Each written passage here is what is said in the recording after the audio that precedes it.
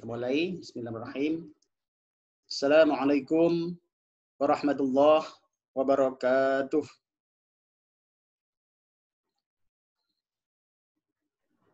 Waalaikumsalam.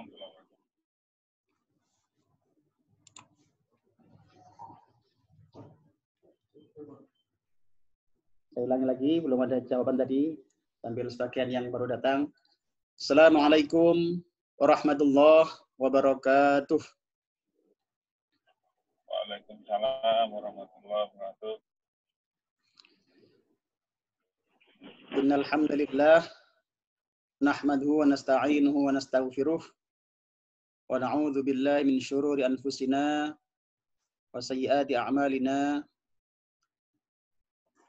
Asyhadu an la ilaha illallah wahdahu la syarika lah. Iyyahu na'budu wa iyyahu nasta'in. Wa asyhadu anna sayyidana Muhammadan 'abduhu wa rasuluh al-ba'utsu rahmatan lil alamin. Allahumma fashalli wa sallim wa karrim ala hadzal nabiyil karim sayyidina Muhammadin wa ala alihi wa sahbihi ajma'in, amma ba'd. Alhamdulillah rabbil alamin. Bapak Ibu jamaah rahimakumullah, bersyukur kepada Allah Ta'ala kita hari ini masih diberikan Allah kesehatan, diberikan Allah kesempatan, diberikan Allah kita bisa bertatap muka kembali walaupun masih dalam kondisi online seperti sekarang ini, tapi tidak menyurutkan niat kita untuk terus menggali, memahami ilmu-ilmu Islam dengan mengharap ridha Allah Ta'ala, dan senantiasa kita berharap pada Allah semoga apa yang kita lakukan hari ini mendapatkan ridho dari Allah Subhanahu wa Ta'ala. Dan kita mesti ingat, karena hanya ridho Allah yang menjadi modal kita untuk mendapatkan syafaat dari baginda Rasulullah Muhammad SAW.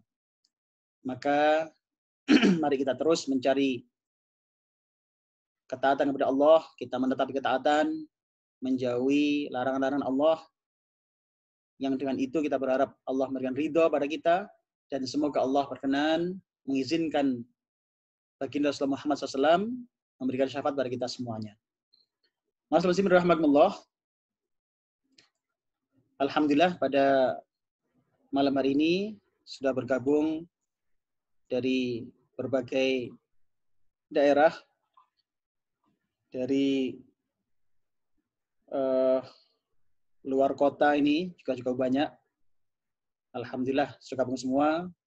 Yang di perjalanan juga ada ini.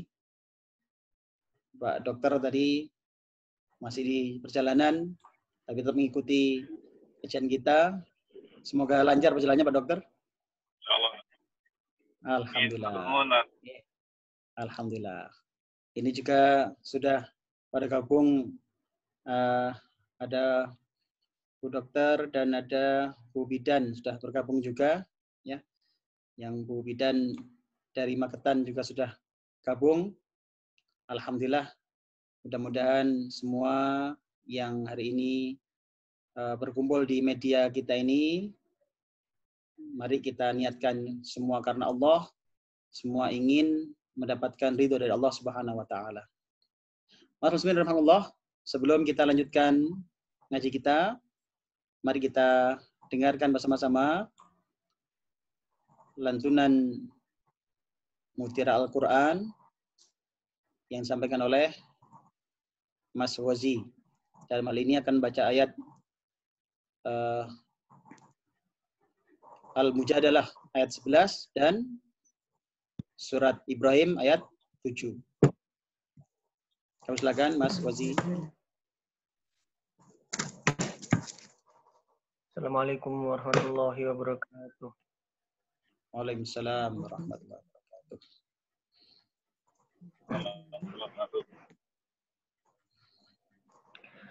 أعوذ بالله من الشيطان الرجيم.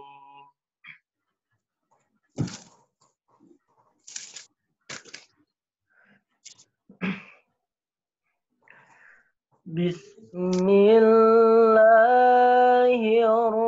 الرحمن الرحيم.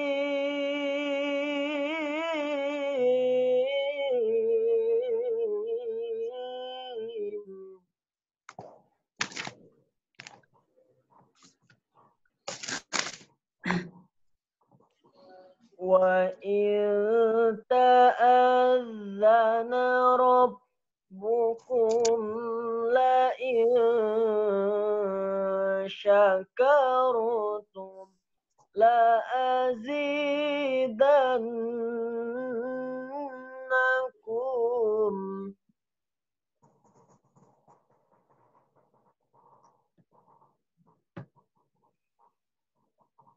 لئن شكرتم لأزيدنكم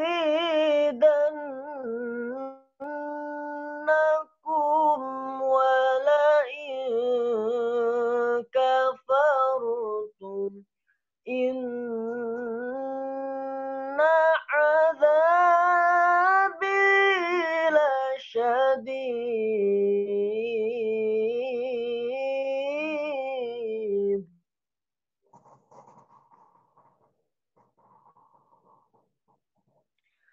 بسم الله الرحمن الرحيم.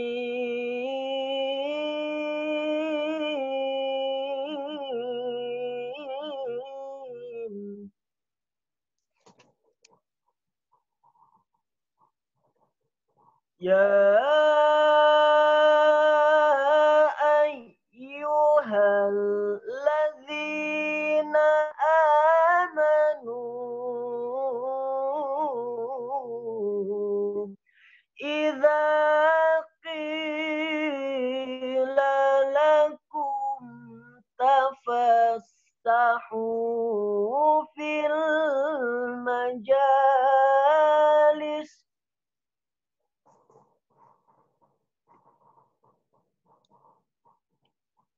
إذا قيل لكم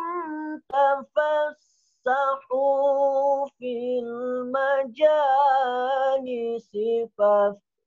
فافسحوا يفسح الله لكم.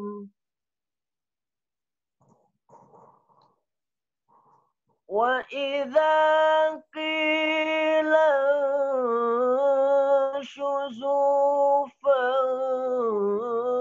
فانشزوا يرفع الله الذين آمنوا منكم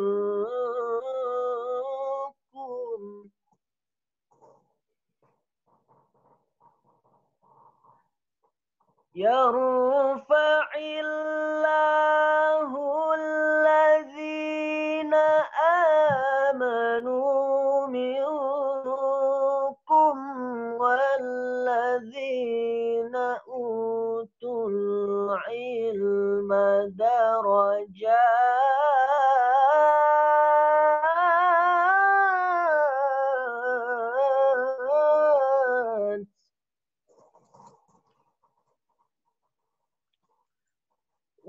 والله بما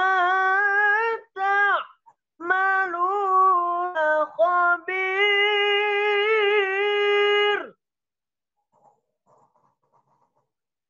والله بما تعملون خبير.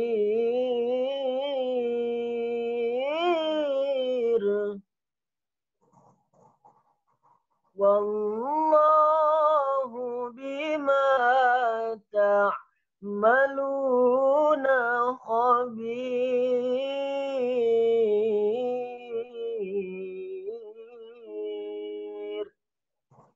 صدق الله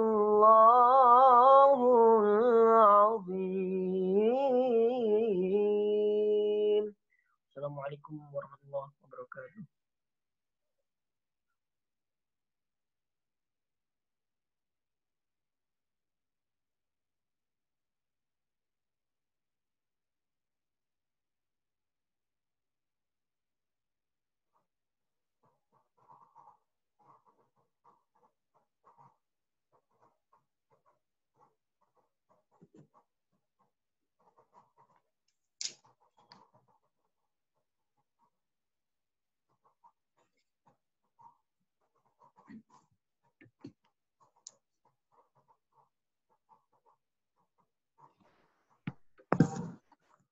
Sadaqallahul azim wa sadaqan nabiyil karim wa nahnu ala dzalika minasyahidin. Terima kasih Mas Gozi atas Al-Qur'annya. Habib jazakallah. Mari kita lanjutkan kajian kita dalam tema suudzon kepada Allah Subhanahu wa taala. Saya akan mengulang sekilas pembahasan kita yang telah lalu untuk merefresh, untuk menyegarkan ingatan kita tentang beberapa hal.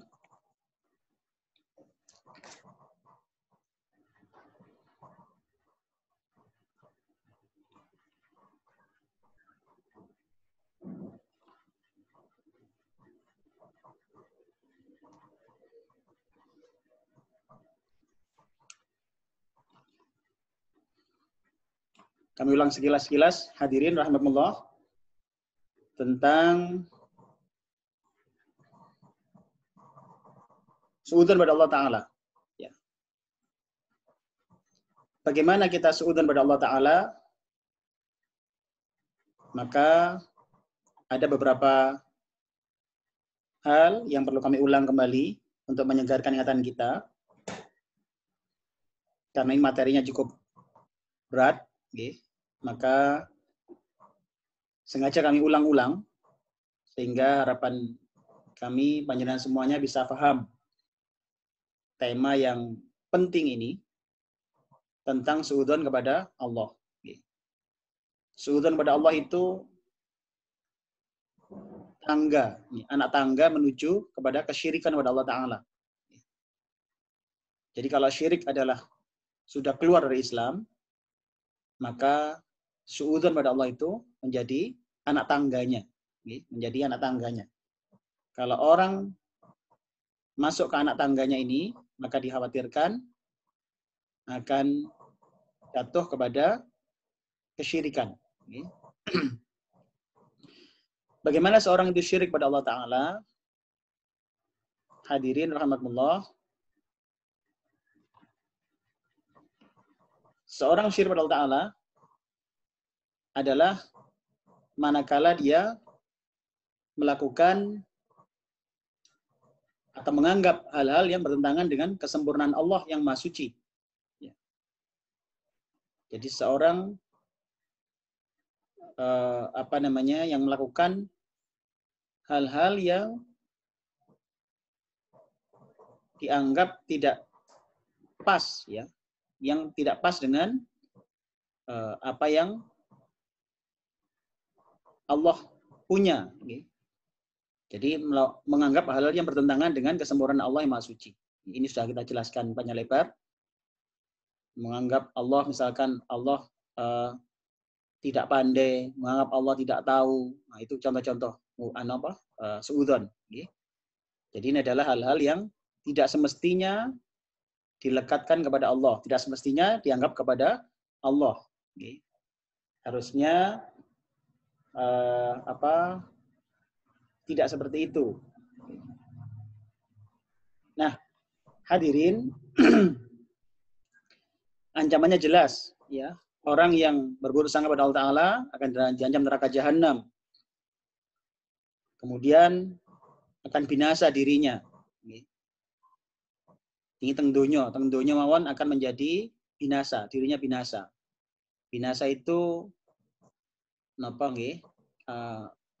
Akan cilaka, tentunya pun banyak musibah di dunia ini sudah jauh dari rahmat Allah.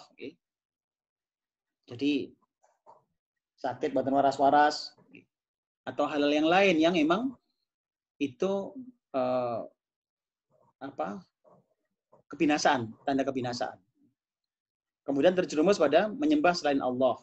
Ini hati-hati, orang yang berburuk sangka kepada Allah Ta'ala bisa jatuh kepada kesyirikan. Nah, hadirin rahimakumullah, adapun menyembah selain Allah ini adalah salah satu contoh pertama. Suudzon pada Allah itu, contoh pertama adalah menyembah selain Allah.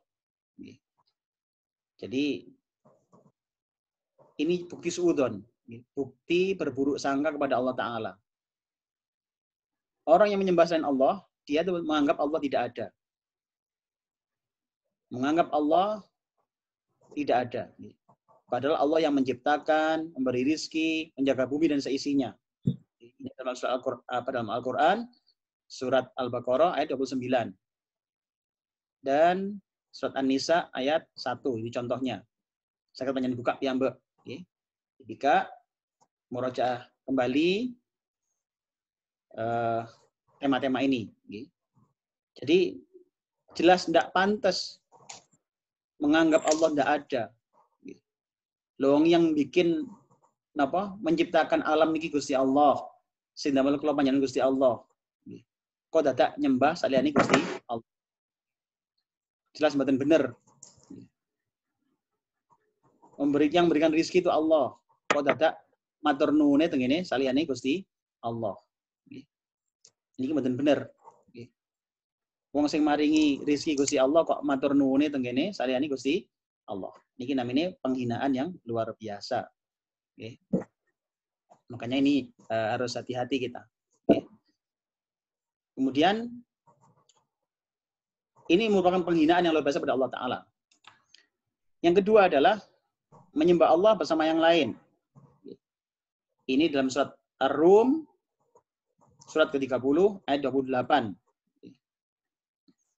Saya akan tulis malih yang pekan lalu belum mengikuti dengan seksama, mungkin bisa ditulis. Ayatnya, Allah mengumpamakan dengan diri kita sendiri. Allah berfirman, A'udzubillahi minasyaitonir rajim, daraba lakum mathalan min anfusikum hal lakum mimma malakat aymanukum min syuraka'a fima razaqnakum fa antum fihi sawa'un takhafunahum ka khifatikum anfusakum kadzalika nufassilul ayati liqaumin ya'qilun. Shadaqallahul azim. Dia membuat perumpamaan bagimu dari dirimu sendiri. Apakah kamu rela jika ada di antara hamba sahaya yang kau miliki menjadi sekutu bagimu dalam memiliki rizki yang telah kami berikan kepadamu, sehingga kamu menjadi setara dengan mereka dalam hal ini. Lalu kamu takut kepada mereka sebagaimana kamu takut kepada sesamamu. Demikianlah kami jelaskan ayat itu bagi kaum yang mengerti. Hadirin, Allah maringi gambaran contoh kula panjenengan sedaya niki seandainya memiliki pembantu buruh, buruh niku sudah jelas beda dengan bos, jelas beda. Bos itu pemilik perusahaan, buruh itu bekerja saja, hanya bukan pemilik tapi bekerja saja. Allah maringi gambarannya, ten. Seandainya kamu pemilik suatu perusahaan, pemilik satu barang, milik harta. Terus kemudian ada buruh itu dia bukan pemilik harta, dia itu adalah buruh panjenengan.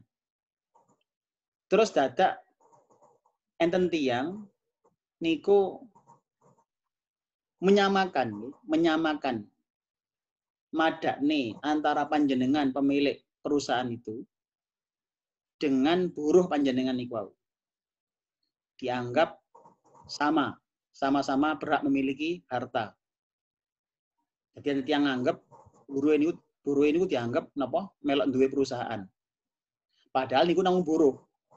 Dia hanya buruh napa bukan pemilik perusahaan, tapi terus kemudian dianggap napa sebagai pemilik perusahaan.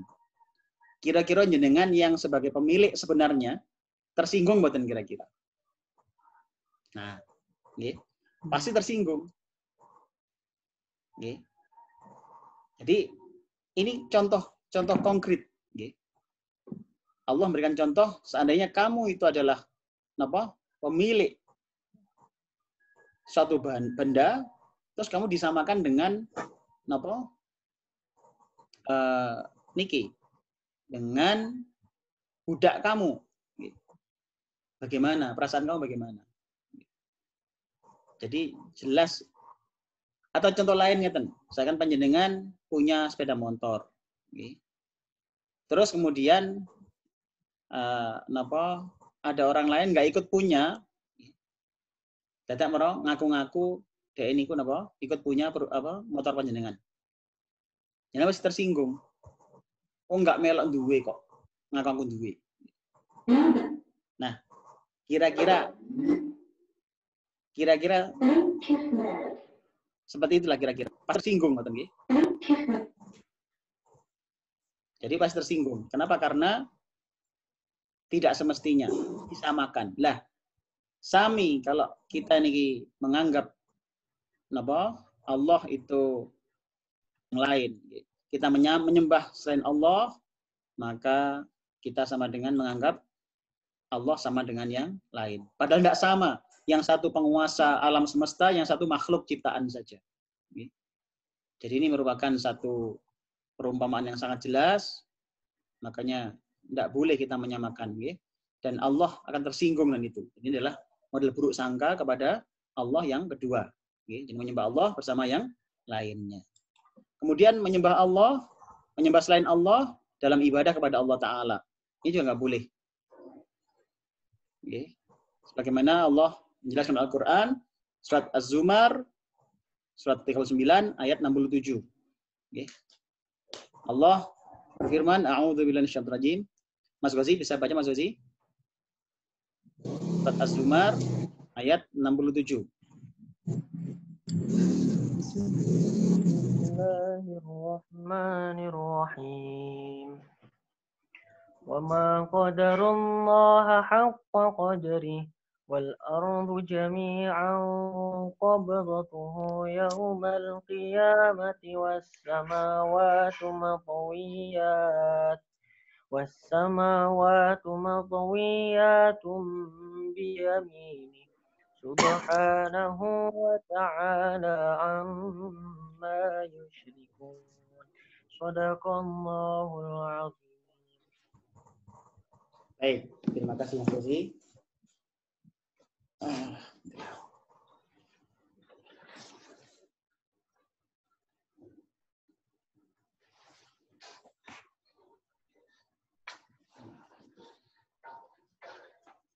Apunten, saya mohon maaf.